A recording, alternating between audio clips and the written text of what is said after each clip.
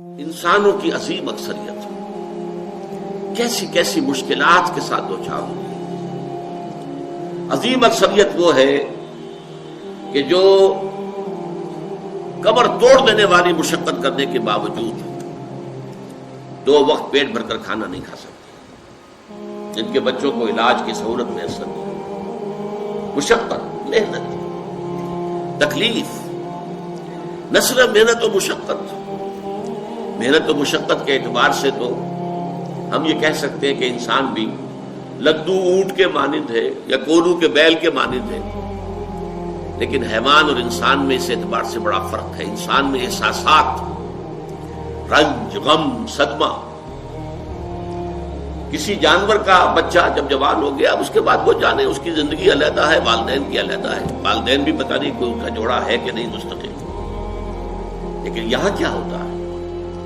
یہاں جس اولاد کو پالا پوسا، جنہیں اپنے جگر کے ٹکڑا سمجھ کر اور اپنا پیٹ کاٹ کر جن کو پالا ہے، اگر وہی بیٹا جوان ہو کر سینہ تان کر بات کرتا ہے، یا جیسا کہ آپ سنتے ہیں باپ پر ہاتھ اٹھا لیا ہے، ماں کو مار دیا ہے، قتل کر دیا ہے، جو صدمہ اس وقت انسان کو ہوتا ہے کیا کسی حیوان کو ہوتا؟ یہ صدمات، یہ رنج و غم قرآن مجید میں ایک پوری سورہ مبارکہ ہے اسی پر، جس کا مرکزی مضمون یہی ہے. لا اقسم بهذا البلد وانت حل بهذا البلد ووالد وما ولد لقد خلقنا الانسان في كبد. میں جو ابتدائی قسمیں ہیں ان کو اس وقت تشریح نہیں کروں گا، اس لیے کہ وہ ہمارا اس وقت کا موضوع نہیں ہے. جس پر قسمیں کھائیں اللہ نے 3، لا اقسم بهذا البلد وانت حل بهذا البلد ووالد وما ولد. 3 قسمیں کھا کر بات کیا کہی؟ ہم نے انسان کو محنت اور مشقت ہی میں پیدا کیا ہے. محنت اور مشقت ہر انسان کا مقدر ہے. عام طور پر سمجھا یہ جاتا ہے کہ غریب لوگوں کے لیے یہ معاملہ ہے، نہیں. اصل میں محنت اور مشقت کی شکلیں مختلف ہیں. کوئی شخص دفتر میں بیٹھا ہوا مشقت کر رہا ہے، کسی کی ذہنی مشقت زیادہ ہے، کسی کی جسمانی مشقت زیادہ ہے. یہ جسمانی مشقت والا جو ہے تھک ہار کر رات کو سوتا ہے تو صبح کی خبر لائے گا، وہ پوری طرح ٹانگیں پھیلا کر سوتا ہے. اور یہ جو ذہنی مشقت کرنے والے ہیں، لمبی لمبی کاروں میں چلنے والے اور بڑے بڑے محلوں میں رہنے والے، ایئر کنڈیشنڈ آفیسز اور بنگلوں میں رہنے والے، ان کی راتوں کی نیند حرام ہو جاتی ہے. ان کو جو مسائل درپیش ہوتے ہیں، انہیں جو صدمے ہوتے ہیں، انہیں جو فرسٹریشنز ہوتی ہیں، یہ نقصان ہو گیا ہے، یہ معاملہ ہو گیا ہے، فلاں نے یہ کر دیا ہے، فلاں پرابلم پیدا ہو گیا ہے، یہ ساری چیزیں جو ہے یہ اس غریب مزدور کے لیے نہیں ہوتی. آپ کو معلوم ہے ہپنوٹکس کی ضرورت جو ہے انہی عمرا کو ہوتی ہے، سیڈیٹیوز کی ضرورت انہی کو ہوتی ہے، ٹرینکولائزرز انہی کو چاہیے. انہیں نرم گدیلوں کے اوپر نیند نہیں آتی. تو مشقت اور محنت ہر ایک کے لیے ہے. صدمہ، غالب نے بہت خوب کہا تھا، قید حیات و بند غم اصل میں دونوں ایک ہے. موت سے پہلے آدمی غم سے نجات پائے کیوں؟ یہ انسان کا مقدر ہے، یہ تو ہو کر رہنے والی شے ہے. غم تو رہے گا، صدمہ رہے گا. آپ کو شاید یاد آیا ہو، ایک بڑی عظیم ہستی گزری ہے انسانی تاریخ میں، گوتم بدھ، کپل وستو کا شہزادہ. At the prime of his youth, 30 برس کی عمر، اس نے مشاہدہ کیا لوگوں کو، لوگ دکھوں میں ہیں، لوگوں کے لیے مصیبتیں ہیں، لوگوں کے لیے تکلیفیں ہیں. ایک اندھا آدمی دیکھا اس نے چلتا ہوا جو ٹھوکر کھا کے گرا اس کے نگاہوں کے سامنے. اس نے سوچا یہ کیا ہو رہا ہے، کیوں ہے یہ اندھا کیوں ہے؟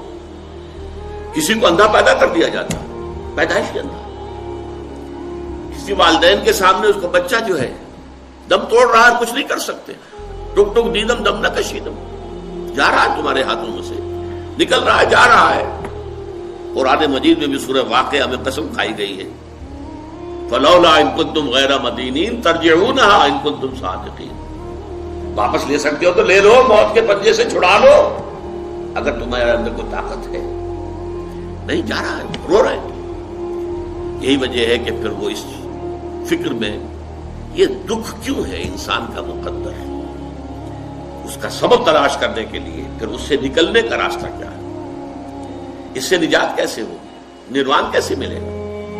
اور آپ کو معلوم ہے 30 برس کی عمر میں جوانی کا دور، جوان بیوی کو رات کو سوتے ہوئے چھوڑ کر گیا ہے، شیرخوار بچہ چھوڑ کر گیا، محل چھوڑ کر جا کر خاک چھانی ہے، کہاں کہاں پھرا ہے، کن کن رشیوں منیوں کی خدمتیں کی ہیں، کہاں کہاں گیا ہے، کتنا وقت لگایا ہے، کن کن جنگلات جو ہے اس کے خاک چھانی ہے اس نے۔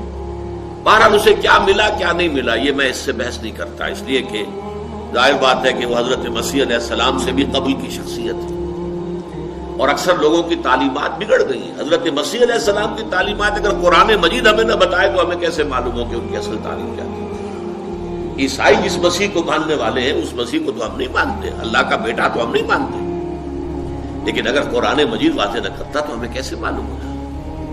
اسی طرح گوتم بدھ کے بارے میں جو کچھ کہتے ہیں ان کے ماننے والے، اس کی طرف نہ جائیے، وہ کیا تھا حقیقت میں ہم نہیں جان سکتے، لیکن یہ ضرور ہے کہ اس کے فلسفے کا جو مین تھیم ہے سروم دکھم، all is pain, all is suffering, all is agony، سروم دکھم، درد ہی درد ہے، رنج ہی رنج ہے، غم ہی غم ہے، قید حیات و بند غم اصل میں دونوں ایک ہیں، موت سے پہلے آدمی غم سے نجات پائے گا۔ لیکن اس اعتبار سے اگر آپ غور کریں گے تو چلیے انسان حیوانات کی صف میں آ گیا بس، لیکن نہیں، انسان کی ہیومن ٹریجڈی کا نقطہ عروج بالکل ایک اور ہے۔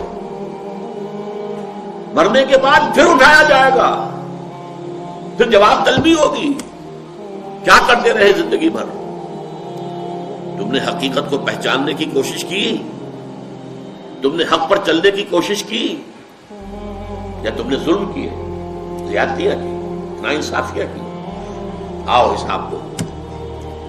حیوان سے یہ محاسبہ نہیں ہے، نباتات اور حیوانات اس سے بری، انسان ہے۔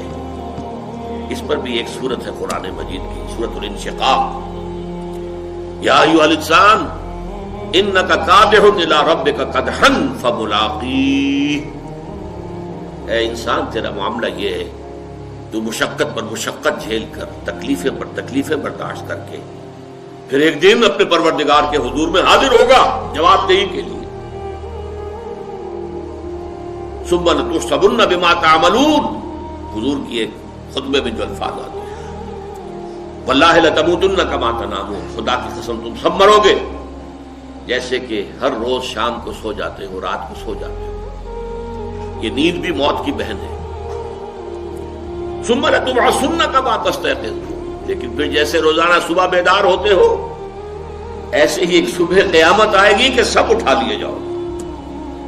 ثم لتحسبن بما تعملون، پھر تمہارا محاسبہ ہوگا، that grand accountability، وہ مسئولیت عظیم، پوری زندگی کا حساب، چھوٹی سی چھوٹی باتیں۔ وَمَنْ يَعْمَلْ مِثْقَالَ ذَرَّةٍ خَيْرًا يَرَهُ وَمَنْ يَعْمَلْ مِثْقَالَ ذَرَّةٍ شَرًّا يَرَهُ، ذرے کی ہم وزن نیکی ہوگی وہ بھی سامنے پاؤ گے، اور ذرے کی ہم وزن بدی ہوگی وہ بھی سامنے پاؤ گے۔ انسان چیخ اٹھے گا، مَا لِهَذَا الْكِتَابِ، یہ اعمال نامہ کیسا ہے، لَا يُغَادِرُ صَغِيرَةً وَلَا كَبِيرَةً إِلَّا أَحْصَاهَا، اس نے تو نہ چھوٹی چیزیں چھوڑی ہیں نہ بڑی چیزیں چھوڑی ہیں، تمام کا احاطہ کر لیا ہے۔ وہ محاسبہ ہوگا۔